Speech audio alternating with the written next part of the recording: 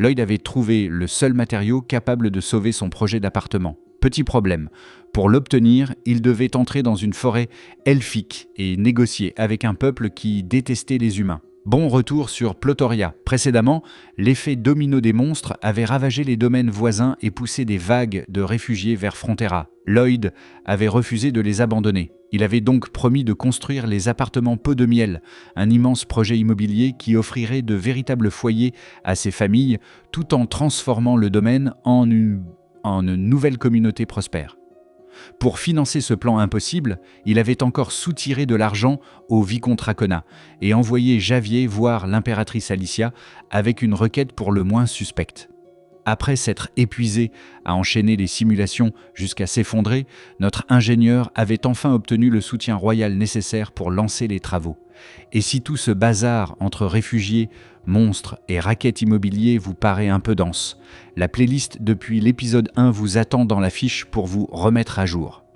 Maintenant qu'il a l'argent, Lloyd peut enfin bâtir sa ville-forteresse. Enfin, à condition de résoudre le seul problème que même une montagne de pièces ne peut pas régler. Si la série vous plaît, pensez à laisser un like et à vous abonner pour la suite. On reprend. À genoux devant le trône, Javier lut le message de Lloyd à voix haute. Grâce à la clairvoyance et aux ordres de l'impératrice Alicia, ils avaient réussi à rentrer à temps et à protéger Frontera de justesse. Mais comme indiqué dans la lettre envoyée avec la cavalerie blanche, un autre problème se présentait. 17 domaines étaient tombés, créant d'innombrables réfugiés qui marchaient désormais vers le domaine Frontera. La lettre vantait leur grande reine, son grand cœur généreux, et le devoir de son fidèle serviteur de prendre soin des pauvres sujets de son grand royaume. Arrivé au passage où il devait agir à la place de sa grande majesté, Javier commença à transpirer. Lloyd avait clairement abusé du mot « grande ». Il poursuivit malgré tout.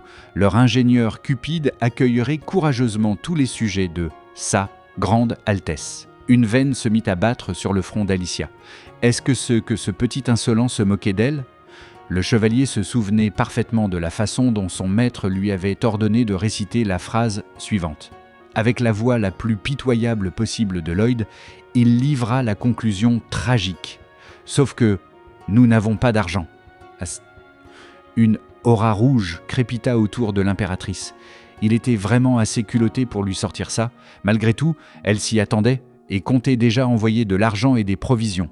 Mais avant même qu'Alicia termine cette pensée, Javier annonça que Frontera avait besoin de 3 fois la somme qu'elle envisageait actuellement. 3 fois, sa colère repartit de plus belle.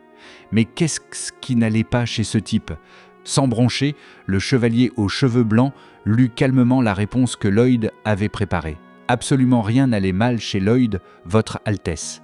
Alicia se massa le front. Ce crétin l'agaçait tellement qu'elle comptait lui faire goûter son épée d'aura la prochaine fois qu'il se verrait. La lettre finit enfin par présenter un vrai plan. Lloyd construirait une structure résidentielle à plusieurs niveaux, du jamais vu à Magenta. Pas de simple logement où dormir et manger, mais de véritables foyers permettant aux réfugiés de redevenir autonomes. Après tout, c'était forcément ce que leur grande reine voulait pour son peuple. Sauf qu'une fois encore, notre ingénieur cupide apparut dans les souvenirs de Javier, poings serrés et larmes aux yeux, convaincu du pouvoir de la pitié. Sauf que nous n'avons pas d'argent. Alicia n'en pouvait plus.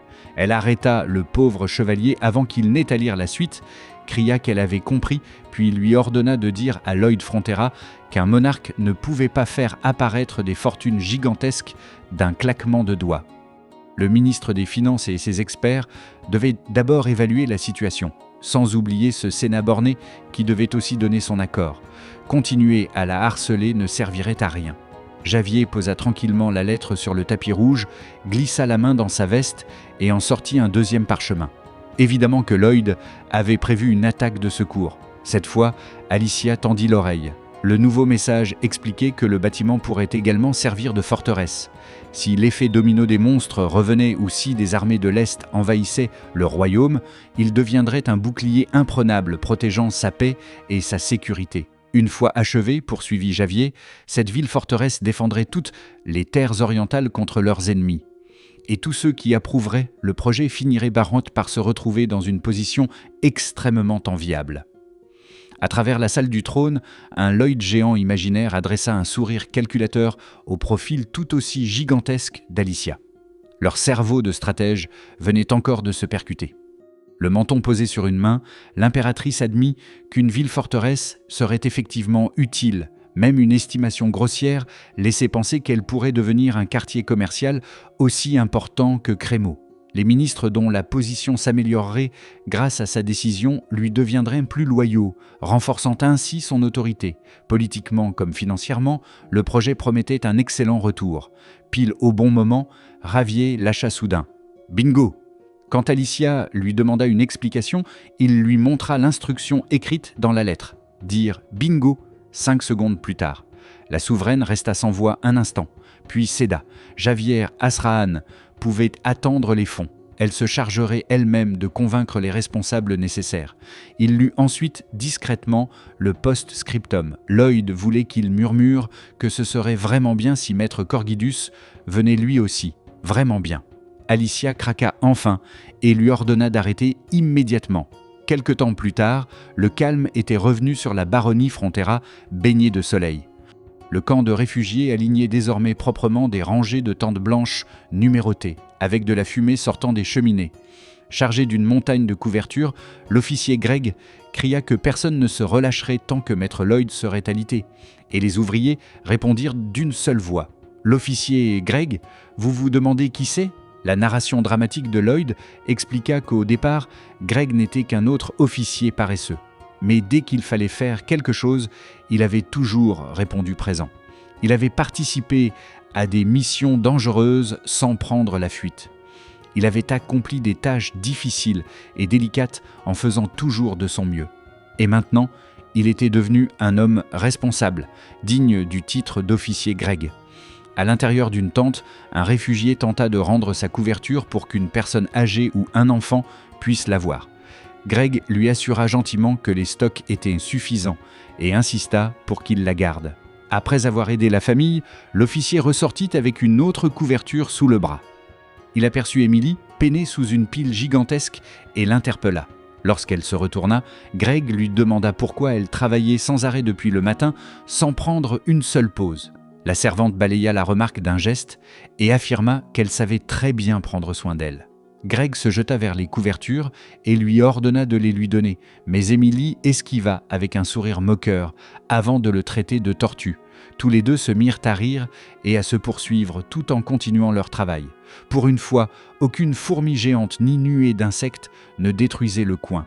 À Frontera, la vie semblait enfin plutôt tranquille. Malheureusement, quelqu'un qui les observait ne profitait pas vraiment de cette paix. Un grand orque vert et musclé se tenait un peu plus loin, serrant tout un bouquet de fleurs roses. Le bel orque baissa tristement sa tête aux cheveux rouges en voyant la femme qu'il aimait sourire avec un autre homme. Aïe, ça fait mal. Pour lui, Émilie était la femme de sa vie, celle qui lui avait autrefois offert des fleurs et qui brillait littéralement devant ses yeux, comme toujours. Puis il se rappela ses camarades orques en train de se moquer de lui. Une humaine n'aimerait jamais le visage hideux, ni les muscles répugnants d'un orque, disait-il, et apparemment il était encore plus moche que la moyenne. Groin. Alors que Gregg rappelait Émilie et qu'elle se moquait de sa lenteur en riant, le beau guerrier baissa les yeux et finit par croire à ses paroles cruelles. Sa main s'ouvrit. Les fleurs tombèrent sur le chemin, leurs pétales se dispersèrent, et il repartit sans troubler le bonheur de la femme qu'il aimait. Le vent emporta les pétales jusqu'à Émilie. Elle se retourna, aperçut au loin l'orque musclé qui s'éloignait et rougit en pensant « Monsieur le guerrier orque ?» Elle regarda sa silhouette dorée disparaître sans l'appeler. De son côté, il avait déjà déclaré leur amour impossible mort avant même qu'il commence. Tout ça à cause d'un malentendu digne d'une telenovela mexicaine. Pendant ce temps, Lloyd se réveilla en sursaut dans sa chambre, trempé de sueur, et poussa un cri. Le système se plaignit qu'il venait de lui faire peur et lui demanda ce qui se passait. Les yeux fixés sur le plafond, Lloyd marmonna qu'il venait de faire un rêve vraiment bizarre, laissant la fenêtre curieuse avec un simple point d'interrogation. Assis à côté du lit, Bayern lui demanda nerveusement si Maître Lloyd était réveillé et s'il allait bien. À bout de souffle sous ses couvertures, notre protagoniste murmura faiblement que ça n'allait plus tarder. Bayern paniqua aussitôt devant cette phrase beaucoup trop inquiétante. Le visage rouge et haletant, Lloyd se corrigea. Non, c'était déjà là. Le jour de paix. Oui, même alité et apparemment à 2 doigts de mourir, la seule chose qui l'effrayait vraiment, c'était l'échec. Normal. Une goutte de sueur glissa sur le front de Bayern, tandis que l'inquiétude, le dégoût et l'incrédulité se mélangeaient sur son visage. Alors que des pas réguliers approchaient dans le couloir, le chaos continuait dans la chambre. Notre gars se prit la tête entre les mains en hurlant que son argent se rapprochait de zéro, puis se mit à tousser, comme si être fauché était devenu une maladie mortelle. Bayern le supplia de repousser les salaires, convaincu que les ouvriers comprendraient.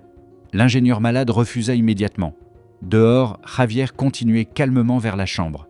De retour dans le lit, le jeune maître expliqua que tout le monde se tuait au travail pour ses salaires. Comment pourrait-il seulement envisager de les retarder ?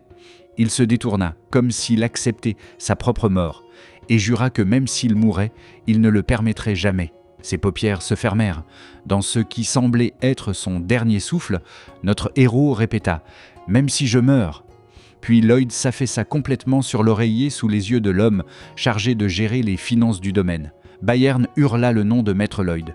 Il se retourna vers la porte et cria qu'on appelle un médecin avant de voir Javier entrer. Le chevalier resta sur le seuil avec une expression calme et solennelle pendant que Bayern tentait désespérément d'expliquer que leur maître venait de s'effondrer. Puis Javier sortit une épaisse pile de chèques et annonça qu'il avait apporté l'argent. Il était temps de se lever. Les yeux de Lloyd s'illuminèrent aussitôt en rouge et un sourire monstrueux déforma le visage de ce mourant supposé. La pire maladie connue de l'humanité venait visiblement de trouver son remède. Une fenêtre bleue du système apparut. Compétence spéciale.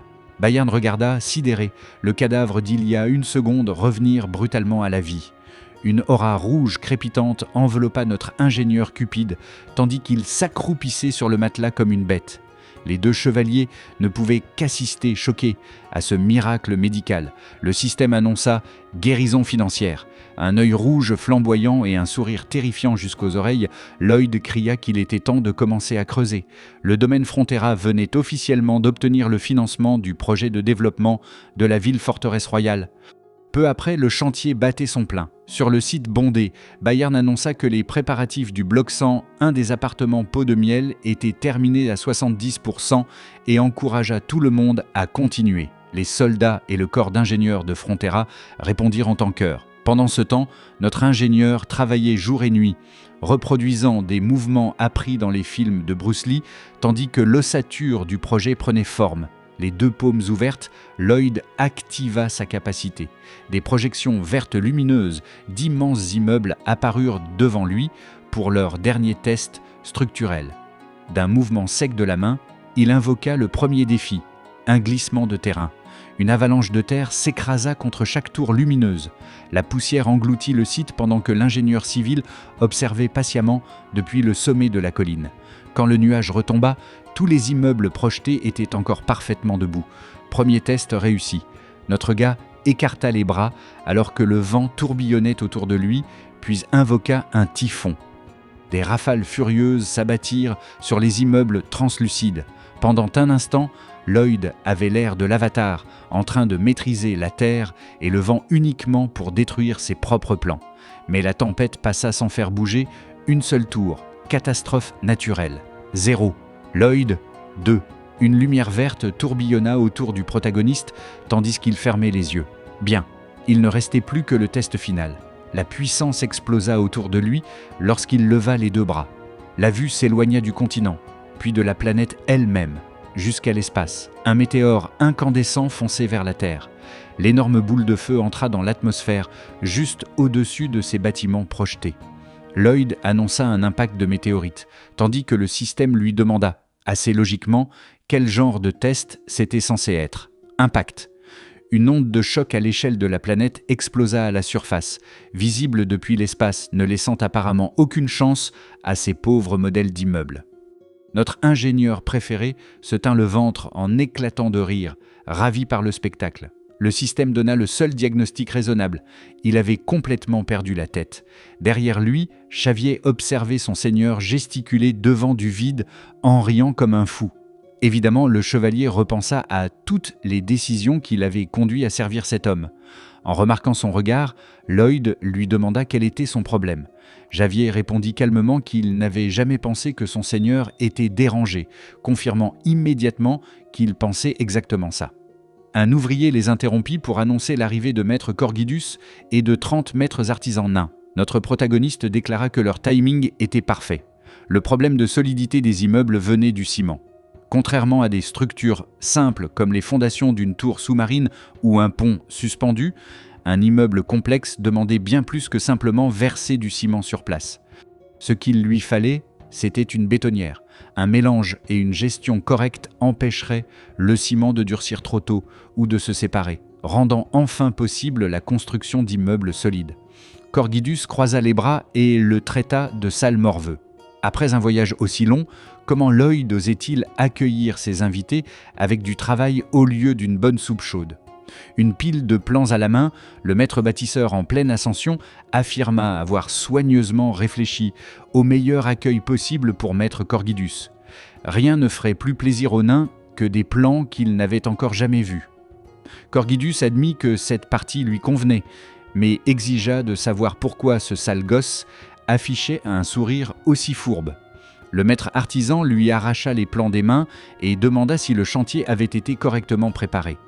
Lloyd s'inclina, les mains ouvertes, et lui assura que oui. Enfin, la phase de construction tant attendue commença. Debout à côté de l'épée de Ravière avec sa fidèle pelle, notre ingénieur civil déclencha une explosion de mana. Les fondations commencèrent avec une bétonnière alimentée par Podong.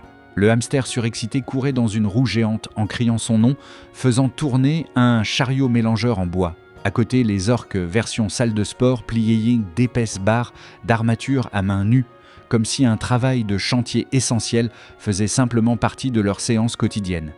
Notre protagoniste ordonna de préparer les armatures et le coffrage avant de couler le béton.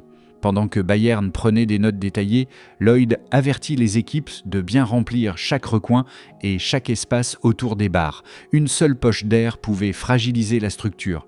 Une fois le bâtiment assez haut, Bibéong devint leur grue vivante, soulevant les matériaux jusqu'aux échafaudages supérieurs avec un cri fier. Bangul attendait à côté en tant qu'équipe officielle d'encouragement, remuant sa petite queue de serpent tout en faisant tinter la clochette attachée à son ruban. Avec son crush qui le regardait faire du bon gros travail de chantier, Bibéong rougissait comme jamais et se disait incroyablement heureux. Une fois de plus, l'amour venait de devenir une énergie renouvelable. Le temps passa sous le ciel lumineux des montagnes tandis que la construction avançait. Finalement, une ossature de 8 étages recouverte d'échafaudages domina le chantier. Lloyd et Bayern se tenaient en contrebas pour observer leur progression. L'ingénieur demanda à Saer Bayern de terminer la structure. Maintenant que tout le monde maîtrisait son rôle, le chevalier en chef lui assura avec confiance qu'il s'en occupait. Notre protagoniste pouvait donc se concentrer sur le dernier problème, l'isolation du système de chauffage. Le complexe des appartements Pot de Miel utiliserait des machines à vapeur alimentées au charbon. L'eau bouillait dans une chaufferie centrale, libérant de la vapeur dans les conduites. Cette vapeur circulerait dans tout le bâtiment, jusqu'aux radiateurs chargés de chauffer chaque logement. Le problème apparaissait à mesure que les conduites montaient. Plus elles prenaient de la hauteur, plus elles perdaient de chaleur, au point que le 8e et dernier étage restait à peine tiède. Notre ingénieur avait simulé tous les matériaux isolants facilement disponibles, et aucun n'avait fonctionné. Après avoir cherché jour et nuit au milieu de montagnes de feuilles froissées, Lloyd se demanda s'il pouvait créer un meilleur isolant. Peut-être que le chevalier de sang et de fer contenait un indice. Dans ses notes éparpillées, il était question de la forêt des elfes, du côté complètement abusé de Ravière et d'un dragon vaincu. Une combinaison attira soudain son attention. C'était ça. L'ingénieur civil se rappela l'épisode où Ravière affrontait un dragon. Dans l'histoire originale, la créature avait sorti le grand discours habituel. Humain stupide, humain faible, blablabla, humain minable. Est-ce qu'il existe seulement un roman de fantaisie où une créature mystique ne balance pas un truc du genre ? Bref, même un maître épéiste n'aurait normalement pas pu encaisser le souffle d'un dragon, et pourtant Chavière l'avait pris de plein fouet. Au milieu de l'enfer de flammes, ses yeux bleus étaient restés parfaitement déterminés. De la fumée s'échappa de la gueule du dragon. Stupéfait de voir sa cible toujours entière, Javier se tenait au milieu des flammes, complètement indemne. Son armure avait été renforcée avec de la sève de l'arbre Elencia, le meilleur matériau isolant de ce monde. L'objectif était clair. Lloyd et Javier préparèrent leurs affaires, puis traversèrent les montagnes enneigées en direction du territoire des elfes. Après presque 2 jours de voyage, le chevalier finit par demander où ils allaient. Son seigneur répondit qu'il se rendait dans les bois d'Everglow et expliqua qu'il comptait rapporter de la sève de l'arbre Elencia. Javier fit immédiatement demi-tour. Lloyd l'interpella en lui demandant où diable il croyait aller. Le chevalier gardien lui rappela que les elfes détestaient les humains et refusaient toute négociation avec les étrangers. Pourtant, dans l'histoire originale, Javier s'était suffisamment rapproché d'un elfe pour recevoir cette armure spéciale. Lloyd dit sarcastiquement au chevalier gardien qu'il pouvait l'abandonner et rentrer chez lui s'il le souhaitait. Agacé, le chevalier aux cheveux blancs revint d'un pas lourd derrière son maître. Il ajouta que les elfes évitaient tout contact avec l'extérieur depuis 500 ans et demanda comment Lloyd comptait les convaincre. Notre gars se retourna avec une expression vide. Les convaincre ? Javier lui demanda ce qu'il voulait dire et tous les deux se dévisagèrent, plongés dans un malentendu de plus en plus inquiétant. Puis un immense sourire apparut sur le visage de Lloyd. Javier avait visiblement mal compris. Il n'allait pas persuader les elfes de lui donner quoi que ce soit. Avec un sourire de méchant sur fond de flamme, notre ingénieur cupide annonça qu'il allait le voler. Javier voulait démissionner de son poste de chevalier. Le pauvre devait risquer sa vie tous les jours aux côtés de ce malade. Heureusement, le chevalier aux cheveux blancs était le véritable protagoniste du livre. Sinon, il n'aurait pas tenu 2 chapitres. La nuit tomba sur les montagnes enneigées, tandis que le duo poursuivait sa route. Puis le sentier enneigé déboucha soudain sur une forêt magique luxuriante, remplie de plantes dorées et de particules lumineuses. Lloyd murmura qu'encore quelques pas les mèneraient dans la forêt d'Everglow.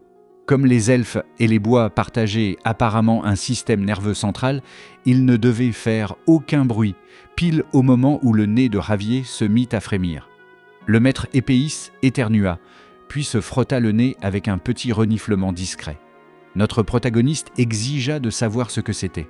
Javier lui demanda s'il ne reconnaissait vraiment pas un éternuement. Lloyd savait parfaitement ce que c'était. Il voulait surtout savoir pourquoi le chevalier avait essayé d'avoir la classe en éternuant.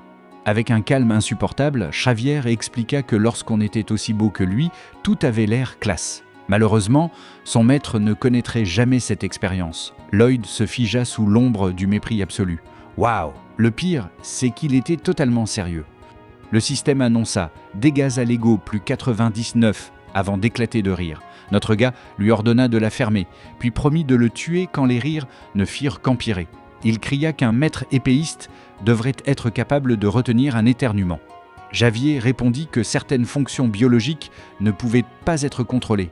Lloyd demanda immédiatement s'il pouvait retenir une grosse commission pour toujours, ce qui lui valut une leçon très calme sur la constipation et une plainte furieuse parce qu'il ne pouvait même pas retenir ça. Javier se mit à rire de plus en plus fort. Des veines apparurent sur le front de son seigneur, tandis qu'il exigeait de savoir ce qu'il y avait de si drôle. En secouant la tête, le chevalier fit remarquer que lorsque Lloyd ne pouvait pas critiquer son visage, il se rabattait sur les blagues de caca, tout à fait digne de Maître Lloyd. Cette dernière provocation fut celle de trop. Notre gars chargea avec un coup de poing furieux. Il enchaîna les frappes en hurlant, mais Javier bloqua tranquillement chaque attaque d'une seule main. Après des mois de provocation, le chevalier profitait enfin de sa revanche. Il parait les coups avec un sourire détendu et se sentait beaucoup mieux. Toujours furieux, Lloyd lui ordonna de retenir ses prochains éternuements et de rester silencieux. Javier posa un doigt devant ses lèvres et demanda à son maître, extrêmement bruyant, de bien vouloir se taire. Le jeune noble se détourna et commença à expliquer qu'ils allaient avancer vers le centre de la forêt et l'arbre Elencia, avant de s'arrêter net. Une armée entière d'archers et elfes se tenait au milieu du feuillage, tous les arcs braqués sur eux. Une goutte de sueur coula sur le visage de Lloyd. Comment avait-il déjà été repéré ? Une elfe blonde cria que cet abruti avait fait tellement de bruit en entrant que personne n'aurait pu le rater. Javier admit discrètement que ça compliquait un peu les choses. Un sourire confiant apparut sur les lèvres de son seigneur. Non, ça leur faisait seulement gagner un peu de temps. La commandante blonde débita leur avertissement et le compte à rebours d'une seule traite. Partez avant 3 ou nous tirons. 1, 2, 3. Des centaines de flèches remplirent aussitôt le ciel. Javier dégaina son épée et une brillante énergie verte d'épée d'aura envahit la lame. Derrière lui, Lloyd se baissa en se protégeant la tête. Avec des frappes fulgurantes, le maître épéiste réduisit toute la volée en morceaux avant qu'une seule flèche ne puisse les atteindre. En attrapant de nouvelles munitions, l'elfe blonde serra les dents. Leur intrus était un maître épéiste. Le duo lança son plan. Lloyd partit en sprintant et ordonna à Javier de le rejoindre près de l'arbre Elencia dans 30 minutes. Depuis un point élevé, il devrait pouvoir le repérer. Son gardien n'avait qu'à occuper les elfes. Leur commandante lui facilita même la tâche en ordonnant à tout le monde d'ignorer le moche inutile et de poursuivre le beau gosse. Après avoir déjà pris un coup critique en plein égo quelques minutes plus tôt, Lloyd venait de subir une nouvelle attaque exactement au même endroit. Les larmes aux yeux, le pauvre s'enfuit avec ses sentiments en miettes. Pendant ce temps, Javier traversait la forêt à toute vitesse, tandis que les archers elfes bondissaient de branche en branche comme s'ils sortaient tous de Naruto. Sous la pleine lune, la commandante blonde suivait ses mouvements à travers la canopée avec 3 flèches prêtes dans une seule main. Sa botte se posa sur une unique feuille sans l'abîmer, puis elle utilisa cette minuscule surface pour se propulser vers le ciel, arc déjà bandé. En courant, Javier réfléchit au peu de choses connues sur les elfes. Pourtant, son maître avait encore eu raison. Lloyd lui avait expliqué que les elfes protégeaient les plantes avec une ferveur absolue. Ils utilisaient même une technique de déplacement spéciale pour éviter de les abîmer. Les intrus ne pouvaient pas attaquer des elfes innocents, alors leur seule option était de courir et d'esquiver. S'ils exploitaient cet attachement aux plantes, le plan devrait fonctionner. En plein vol, l'archère blonde banda sa corde au maximum et ajusta froidement son tir. Javier repéra la flèche et se jeta derrière un énorme tronc, sachant qu'elle ne prendrait jamais le risque de le toucher. L'elfe abaissa son arc avec un claquement de langue agacé. Une autre archère trouva un meilleur angle depuis les hauteurs, tira et força le chevalier à esquiver brutalement vers l'arrière. D'autres flèches tombèrent autour de lui, mais Javier se faufila entre elles avec des mouvements dignes de Matrix, tandis que leurs pointes s'enfonçaient dans la terre. La contrainte restait terrible. Avec des plantes des deux côtés, il ne pouvait courir que vers l'avant ou vers l'arrière. Une nouvelle salve se planta près de ses pieds, lui arrachant un grognement tendu. Alors que des silhouettes le poursuivaient au-dessus de lui, le chevalier aux cheveux blancs comprit que les elfes le guidaient volontairement quelque part. Très loin de là, Lloyd atteignit enfin l'immense arbre Elencia lumineux. Notre ingénieur préféré détacha sa pelle avec une expression sombre et se prépara à commencer. Son cœur de mana bleu s'embrasa, entouré de 3 cercles en orbite avant qu'une puissance verte ne l'engloutisse. Il activa l'énergisant amélioré. Absolument aucune fatigue pendant 21 minutes. Puis l'addict au chantier se mit à creuser à une vitesse telle qu'il en devenait flou en hurlant du début à la fin. Notre gars creusa un tunnel souterrain vers les racines comme s'il venait de lancer un speedrun Minecraft grandeur nature. De retour dans la poursuite, Javier jeta un regard derrière lui et sentit que quelque chose clochait. La chef des elfes avait disparu du groupe. Était-elle partie après Maître Lloyd ? Avant qu'il puisse faire demi-tour, le chevalier déboucha sur une berge de gravier ouverte au bord d'un petit lac. Son estomac se serra. Dans cette clairière, aucune plante ne pouvait limiter les attaques des elfes. Des dizaines d'archers jaillirent des arbres environnants et bandèrent leurs arcs en plein vol. Une pluie compacte de flèches descendit du ciel dégagé.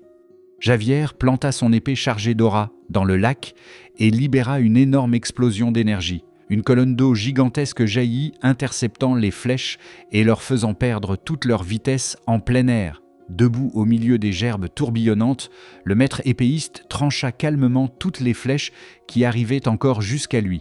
Les elfes restèrent stupéfaits devant sa force. Cet humain pourrait tous les vaincre s'il en avait réellement envie. Leur capitaine leur ordonna de garder leur calme.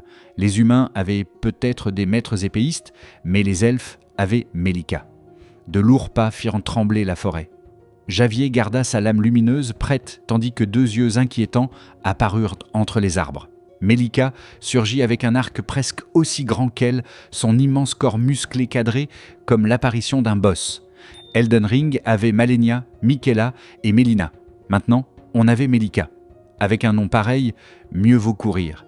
Elle planta son arme gigantesque et tira en arrière une flèche tout aussi absurde. Son titre apparut « Melika, la tireuse de dragons ». Même Javier resta surpris par la taille de son nouvel adversaire, mais il écarta les jambes et leva son épée d'aura. Melika lâcha la corde, l'onde de choc de l'arc fendit le lac, tandis que l'énorme flèche traversait l'eau comme un coup de tonnerre. Elle s'écrasa contre la lame de Javier dans une explosion aveuglante de lumière verte. Des étincelles jaillirent de l'épée d'aura pendant que le chevalier serrait les dents et déversait toute sa force pour résister. L'impact le repoussa sur toute la surface du lac. Ses bottes déchiraient l'eau, des gerbes explosaient autour de ses jambes et le projectile géant continuait de l'entraîner avec une force implacable.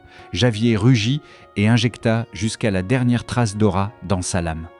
D'un puissant mouvement, il finit par dévier la flèche et l'envoya tournoyer dans le ciel nocturne, enveloppé d'énergie verte.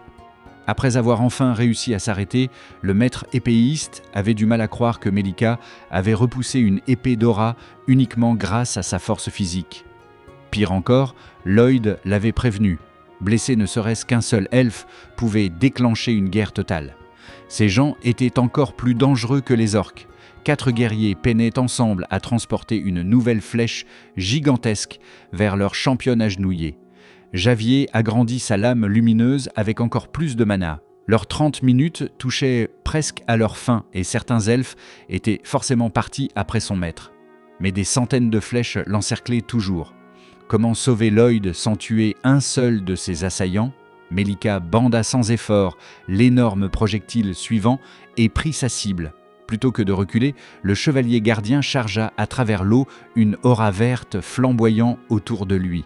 Son épée devint une tempête d'arcs rapide, pulvérisant la volée ordinaire venue de toutes les directions. Puis Melika envoya le gros morceau, la deuxième flèche géante. Terminé à rejoindre son maître, Javier bondit et affronta l'attaque de face. Il passa au-dessus du projectile en salto, accrocha son flanc avec sa lame et enveloppa toute la flèche d'une spirale d'aura verte. En plein combat, le véritable protagoniste de l'histoire originale venait encore d'inventer une technique incroyable, tournoyant dans les airs tout en prenant le contrôle de l'élan de la flèche. D'un mouvement violent, il renvoya directement l'arme de Melika vers elle. La flèche réfléchit et son tir suivant foncèrent l'un vers l'autre avant de se percuter de plein fouet en plein ciel, provoquant une violente explosion d'étincelles, de lumière et de puissance brisée. Pendant ce temps, sous l'arbre Elencia, Lloyd découpait tranquillement de gros morceaux dans les épaisses racines violettes. Il regarda son sac déjà rempli et estima qu'un dernier morceau de cette taille suffirait. Une voix furieuse derrière lui le traita de démon. Notre ingénieur Cupide se contenta de regarder par-dessus son épaule avec un calme absolu. Moira, chef des elfes, se tenait là, l'arc bandé et le corps tremblant. Comment osait-il couper les racines de leur arbre sacré ? Lloyd présenta des excuses un peu gênées et expliqua que de nombreuses vies dépendaient de cette sève. Alors qu'il s'agenouillait pour récupérer sa torche, les archers elfes lui ordonnèrent de ne plus bouger s'il ne voulait pas finir en gruyère. Et ne demandez pas comment ils connaissent le gruyère. Notre protagoniste répondit qu'il pouvait tirer s'il voulait, puis s'arrêta. Moira plissa les yeux, complètement perdu face à cet homme étrange. Il se retourna avec un sourire maléfique en tenant près de la flamme une mandragore en pleurs qu'il avait ramassée en chemin. Un seul faux mouvement, et le petit gars finirait en pomme de terre au four. Moira et ses guerrières eurent un mouvement de recul.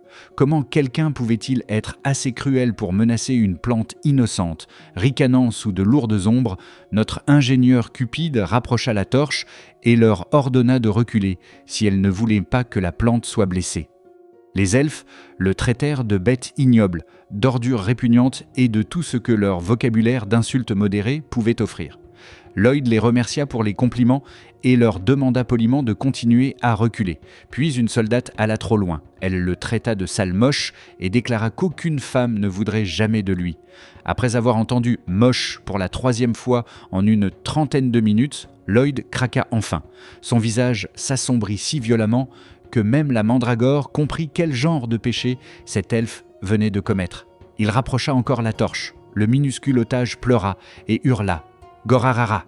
Les guerrières reculèrent, terrorisées, tandis que le tueur de plantes avançait calmement en leur ordonnant de reculer. Encore, encore et encore. Bientôt, leur dos toucha le fond du tunnel sans aucun endroit où aller. Moira le supplia de se calmer et de discuter. Notre gars n'était pas intéressé.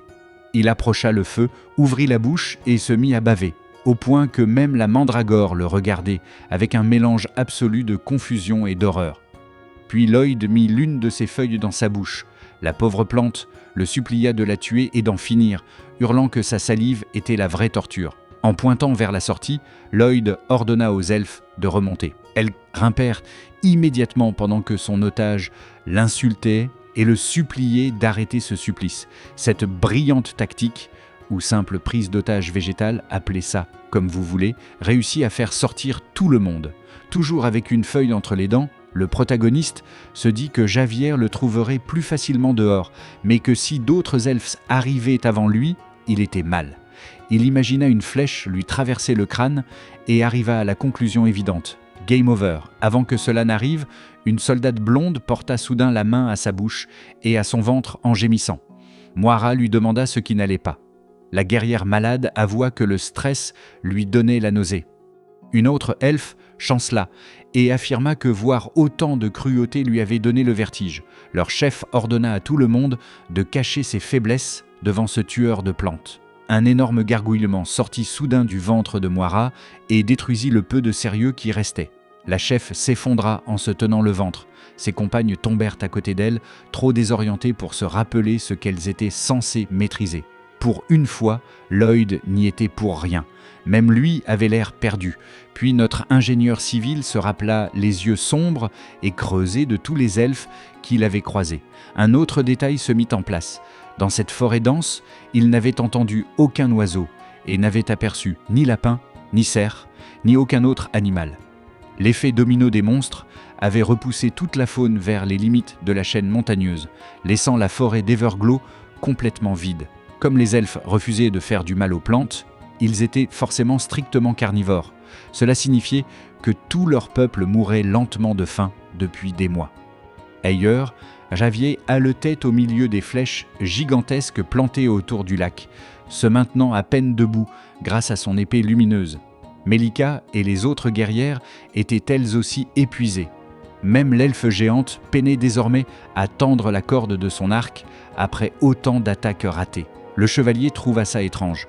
Des gens aussi athlétiques et agiles ne devraient pas déjà être au bord de l'effondrement. C'était peut-être sa seule chance de dépenser tout ce qui lui restait et de s'échapper.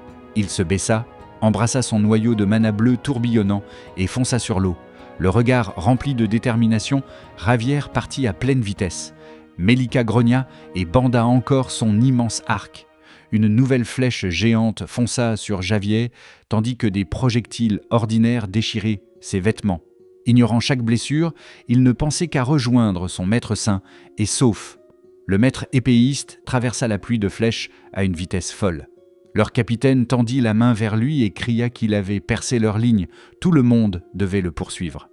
Mais les archères affamées s'affaissèrent sur les branches. Elles ne pouvaient plus continuer. Elles avaient tout simplement trop faim. Une guerrière bondit pourtant derrière lui sans la moindre hésitation. La capitaine resta bouche bée en voyant Melika se lancer depuis une branche élevée. Elle appela l'elfe géante en se rappelant que Melika avait donné toutes ses rations aux autres. Sous ce corps monstrueux, la tireuse de dragons était en réalité quelqu'un d'incroyablement doux et généreux. Toujours en plein vol, Melika tira une nouvelle flèche lumineuse. Le projectile pulvérisa le sol à côté de Javier et l'envoya valser dans un grognement de douleur. Il s'écrasa contre un arbre et utilisa son tronc comme couverture, mais Melika avait anticipé cette réaction. Elle descendit du ciel avec une autre flèche géante tenue comme une lance. Javier plongea sur le côté au moment où la guerrière frappa, détruisant complètement le sol où il se trouvait une seconde plus tôt. Le chevalier gardien continua d'avancer. Celui qu'il devait protéger était le fils de son seigneur, le sauveur de tous les habitants du domaine Frontera. La capitaine des elfes ordonna à toutes les archères, encore capables de tenir debout, d'utiliser leur dernière force pour soutenir l'attaque de Melika. Sous la pleine lune, Javier posa légèrement le pied sur une feuille qui tombait, reproduisant la technique qu'il avait observée quelques minutes plus tôt. La feuille le propulsa dans le ciel. Sa détermination se renforça. Il devait protéger le sauveur des habitants de son domaine. Les elfes le regardèrent avec horreur. Ce monstre venait de comprendre une technique de déplacement que leur peuple mettait 100 ans à maîtriser. Désormais lancé sur les branches les plus hautes, Javier esquiva et trancha une nouvelle volée. Les archères tiraient malgré les plantes environnantes, et il se répétait qu'il ne restait qu'un tout petit peu de chemin. Il s'éleva au-dessus de la cime des arbres. Encore un peu. Melika se força à dépasser son épuisement et plaça 2 flèches géantes à la fois sur son immense arc, rugissant sous l'effort. Devant lui, la gigantesque canopée lumineuse apparut enfin. Javier avait atteint l'arbre Elencia. Le chevalier désespéré cria le nom de Maître Lloyd. Assis tranquillement près d'un feu, notre protagoniste se retourna, les joues pleines de viande grillée, et répondit « Hein ?» Javier atterrit avec son uniforme en lambeaux haletant et les yeux grands ouverts. Il s'attendait à trouver son maître en train de se battre pour sa vie, pas à le voir organiser un barbecue avec les créatures qui avaient essayé de le tuer toute la nuit. Lloyd lui demanda tranquillement ce qui lui était arrivé. Son gardien avait peut-être traversé une zone de guerre sans faire exprès. Il retourna vers la viande qui grésillait et avertit tout le monde de prendre un morceau avant qu'il ne brûle. Quand Moira désigna du porc, notre ingénieur lui dit d'attendre qu'il soit bien croustillant. Puis il demanda pourquoi Javier restait planté là et l'invita à s'asseoir. Le jeune noble présenta Javier comme son garde d'escorte. Moira pencha la tête et demanda s'il n'était pas plutôt son serviteur. Assis sous une ombre de désespoir, le chevalier nia fermement. Lloyd présenta la femme assise de l'autre côté du feu, comme Moira, chef des elfes. Les joues pleines de viande grillée, elle le salua maladroitement. Devant l'incrédulité de Javier, son maître lui reprocha son manque de politesse et expliqua que le pauvre chevalier n'était pas très sociable. Moira demanda timidement si une personne supplémentaire pouvait les rejoindre. Notre héros accepta sans hésiter. Elle appela Melika. L'énorme tireuse de dragon se cachait apparemment derrière un arbre depuis tout ce temps, les yeux fixés sur le barbecue avec une faim terrible. La chef des elfes expliqua que Melika n'avait presque rien mangé depuis longtemps et demanda si elle pouvait manger beaucoup. Lloyd ouvrit les bras et lui proposa tout ce qu'ils avaient, même si leur provision de voyage n'était pas très abondante. En revanche, les guerrières qui continuaient à les viser depuis les arbres allaient devoir se contenter de l'odeur. Le parfum de la viande laissa les archères baver, dans une sorte de transe affamée, à peine capables de se souvenir qu'elles étaient censées menacer quelqu'un. Moira fixa la viande au bout de sa fourchette, puis son expression s'assombrit soudain. Avec un léger sourire, l'ingénieur civil devina que les hommes restés à la maison, pendant que les femmes chassaient, devaient s'être encore plus affamés. Une guerrière aux cheveux courts éclata en sanglots en pensant à son mari adoré. Sa compagne lui attrapa l'épaule et se mit à pleurer avec elle. Lloyd demanda d'un ton solennel ce qu'il en était des jeunes elfes et des personnes âgées. Combien de temps ces 2 groupes pourraient-ils encore tenir ? Personne ne savait si la faune reviendrait avant que la famine ne les emporte. Les mains jointes sous un sourire exagérément larmoyant, notre faux philanthrope déclara que les larmes lui brouillaient la vue. Mais pour les elfes, cette peur était bien réelle. Des larmes coulèrent sur le visage crispé de Melika. Dans les arbres, des soldats s'enlacèrent en pleurant pour leurs familles affamées. Même Moira, écrasée par la responsabilité de tout son peuple, ne parvenait plus à retenir les larmes qui remplissaient ses yeux verts. C'est là que Lloyd proposa un marché. La chef recula brusquement et affirma que les elfes ne négociaient jamais avec de sales humains.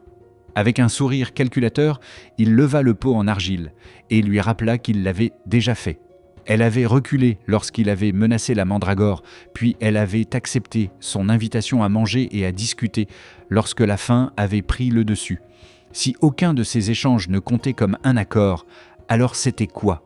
Notre protagoniste se pencha en avant et présenta la première chose que Frontera pouvait leur offrir, la survie. Moira répéta ce mot, le front plissé et une goutte de sueur sur la joue.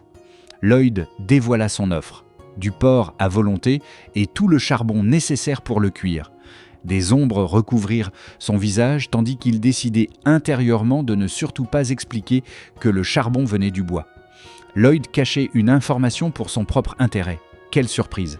La chef des elfes resta muette, complètement abasourdie. Jusqu'à présent, son peuple n'avait survécu qu'avec de la viande séchée. Désormais, il pourrait avoir de la viande fraîche, grillée et encore crépitante. Il construirait même gratuitement un entrepôt frigorifique en pierre pour éviter qu'elle ne se gâte. Assise à côté d'un chavier profondément déprimé, Moira finit par demander ce qu'il voulait en échange. Lloyd voulait assurer la survie de son propre peuple. Si elle refusait cet accord, tous les habitants de Frontera n'auraient plus qu'à mourir de froid. Il demanda l'autorisation de récolter une toute petite quantité de sève de l'arbre Elencia une fois par mois. L'immense arbre lumineux dominait toute la vallée, et cette infime part suffirait à empêcher son peuple de mourir. Notre ingénieur leur apprendrait à la récolter sans blesser l'arbre. Il demanda aussi 100 elfes répartis équitablement.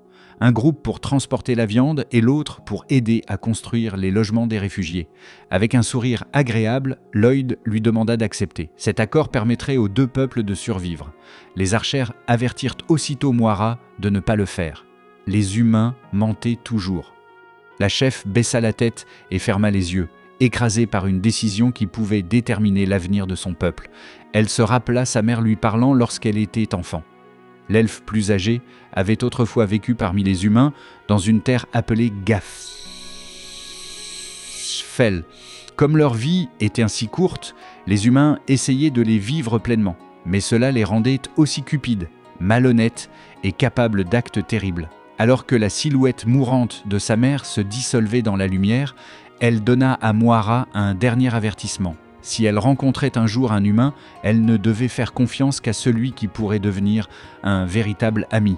Un silence tendu s'installa autour de cet étrange barbecue. Les elfes et un ravier abattu attendaient autour du grill fumant.